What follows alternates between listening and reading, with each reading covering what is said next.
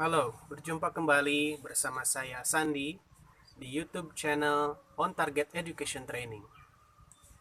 Kali ini kita akan membahas tentang tanaman liar yang ternyata mengandung khasiat sebagai obat. Mari kita saksikan. Tapi sebelum itu, jangan lupa untuk subscribe, like, komen, dan share channel ini untuk mendapatkan notifikasi-notifikasi yang bermanfaat bagi setiap orang yang menyaksikan.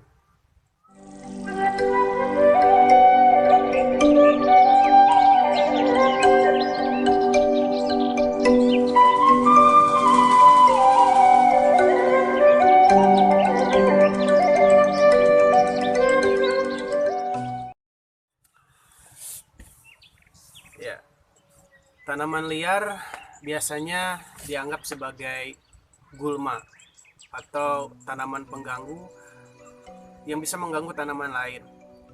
Ternyata di antara beragam rumput atau tanaman liar yang kita temui sehari-hari ternyata memiliki manfaat dan khasiat yang luar biasa yang sewaktu-waktu bisa kita gunakan sebagai obat alternatif.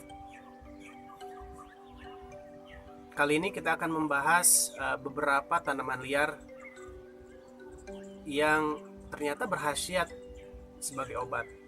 Tanaman apa sajakah itu? Mari kita saksikan dan kita sama-sama cari. Yuk. Saya berada di areal pesawahan, di areal terbuka, di mana akan ada banyak tanaman liar yang tumbuh di sini. Kita cari sama-sama.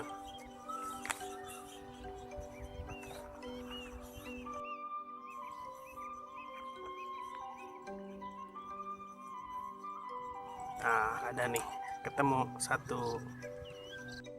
Oke, ini ketemu satu. Ini merupakan tanaman untuk obat luka luar ya biasanya.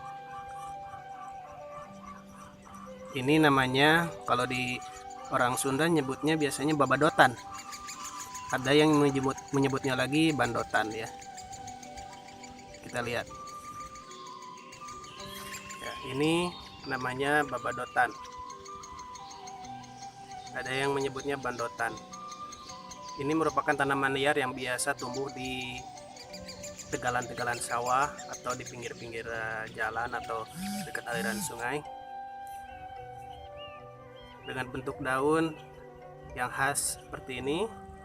Kali ini masih kecil ya, ada yang bisa lebih besar lagi, mungkin sekitar ukuran 5 cm. Bunganya seperti ini. Nah, ini biasanya kalau zaman saya kecil dulu ini untuk obat luka luar. Habis bermain bola, kulit terkena gesekan atau misalkan luka, kalau dulu cukup daunnya dipetik seperti ini, misalkan beberapa helai, lalu dicuci, setelah itu dihancurkan sampai halus, disobek-sobek atau diiris sampai halus, lalu tempelkan ke area yang luka. Nah, ini bermanfaat untuk menutup luka karena mengandung zat-zat yang bisa menyembuhkan luka. Atau kalau dulu mimisan dan jauh dari rumah, ketika sedang bermain, petik daunnya lalu di remas-remas, digulung-gulung lalu disumpalkan ke hidung. Ini kita cari lagi ke pekarangan rumah. Wah, ternyata ada nih, ketemu. Nah, kita udah ketemu satu lagi. Ini namanya kiurat. Dalam bahasa Sunda biasanya nyebutnya kiurat atau daun sendok atau cili uncal. Ini masih agak kecil ya, biasanya lebih besar lagi, sekitar daunnya selebar 10 cm. Ini masih kecil. Ada bunganya juga. Perhatikan. seperti ini bentuknya. Ini biasa tumbuh di pekarangan-pekarangan rumah. Oke, nah tanaman ini namanya kiurat. Ini biasa tumbuh liar di pekarangan-pekarangan rumah, biasanya ada, dan ternyata ini mengandung khasiat yang sangat luar biasa. Tanaman ini berkhasiat untuk anti radang, melancarkan air kemih, peluruh dahak, kemudian bisa juga untuk menormalkan aktivitas hati yang berlebihan, untuk hepatitis, asam urat juga bisa, karena tanaman ini mengandung kaya nutrisi dan zat aktif. Selain itu mengandung vitamin A, B1, vitamin C, dan kalium serta mineral-mineral penting lainnya. Jadi untuk tanaman ini biasanya digodok, ya, digodok atau direbus, atau bisa juga dikeringkan untuk dijadikan seperti teh. Oke, namanya kiurat. Kembali mencari, nah ada nih, ketemu. Seperti di selokan ini kita lihat, ini banyak tumbuh daun tempuyung.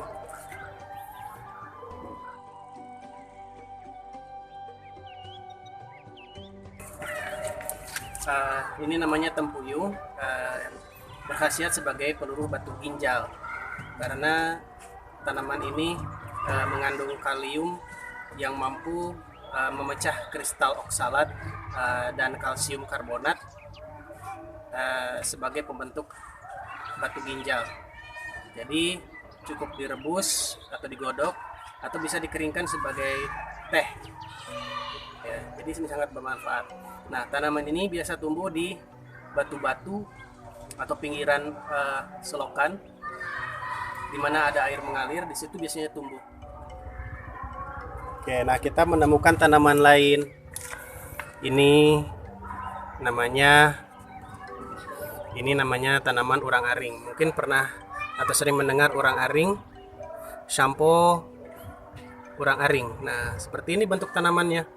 Tanaman liar yang ada di pinggir selokan atau di bebatuan. Oke, nah ini dia tanaman urang-aring. Jadi ternyata tanaman ini sering dianggap sebagai tanaman liar yang mengganggu, padahal ternyata ini mengandung khasiat. Selain untuk penyubur rambut yang sudah kita ketahui banyak dipakai di shampoo, ini juga ternyata bisa juga untuk obat luka luar. Kalau untuk penyubur rambut, caranya kita tinggal ambil beberapa helai daun, kemudian direndam, lalu diremas-remas sampai airnya berwarna hitam, karena ini urang-aring itu berwarna hitam nanti sarinya. Kemudian untuk luka luar juga sama, tinggal diremas-remas lalu ditempelkan ke luka. Oke, daun urang-aring, daunnya cukup kecil dengan bunga yang khas seperti ini. Oke, kita cari lagi tanaman-tanaman yang berkhasiat. Nah, ketemu. Ada. Nah, yang berwarna putih ini bunganya. Ya, bunga yang berwarna putih ini. Nah, daun-daunnya dengan bentuk yang pipih dan runcing. Ya, itu namanya tanaman korejat. Dalam bahasa Sunda namanya korejat. Ya, kita cari yang lebih mudah dijangkau. Nah, ini namanya korejat, ya, dengan bunga yang khas seperti ini, seperti bentuk bintang. Kemudian daunnya pipih bergelombang, runcing-runcing, ya. Nah, ini ternyata berkhasiat juga. Ini tanaman liar yang tumbuh di dinding-dinding, di tembok atau dekat perairan, selokan seperti itu, atau sungai. Nah, ini berkhasiat untuk mata ya. Bagaimana cara menggunakannya? Ini bisa sebagai tetes mata atau kayak bur water gitu ya, tetes mata. Mari kita coba, saya akan tunjukkan, praktekkan bagaimana cara menggunakan ini sebagai obat tetes mata ya. Oke, ini untuk daun korejat. Caranya kita cuci bersih dengan air matang sekitar 2 helai atau 3 helai. Oke, kemudian kita siapkan pisin dan sendok. Nah, kemudian caranya adalah pertama kita tuangkan air matang sedikit. Nah, lalu ini yang diambilnya adalah getah yang dari batang daunnya ini. Kita keluarkan pakai sendok seperti ini. Seperti itu. Nah, kemudian satu lagi, jangan terlalu banyak karena akan menimbulkan rasa sakit atau pedih yang luar biasa kalau terlalu banyak daun. Ini air matang, lalu ambil setetes saja, lalu tetesin ke mata. Ini akan terasa pedih, tapi tidak akan lama. Jadi setelah diteteskan, sambil pijat-pijat dahi serta alis ya.